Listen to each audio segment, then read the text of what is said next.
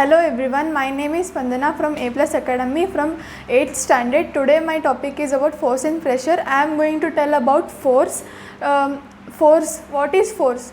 Push or pull on an object is called force. There are two types of forces. One is contact force and non-contact force. Contact force, the force due to the interaction between the two objects are called contact force. There are two types of contact force. First, friction force.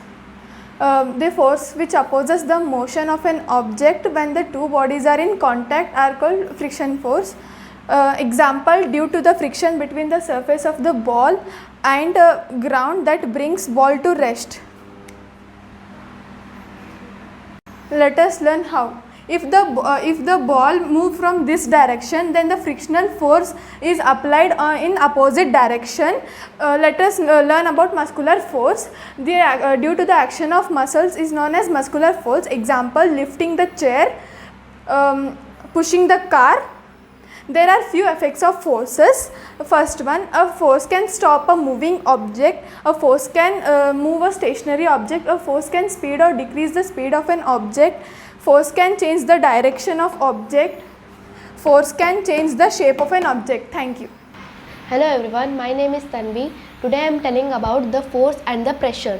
Non-contact force, the force which do not comes into an action after interaction between the two objects. Types of non-contact force: magnetic force, electrostatic force and gravitational force. Let us learn about one by one. Magnetic force, the force exerted by a magnet is called magnetic force. Example, opposite pole of two magnets attract each other and the same pole repel each other. Next, electrostatic force. When a charged body exert a force on uncharged body is called electrostatic force. For example, rubbing balloon, rubbing chrome and etc.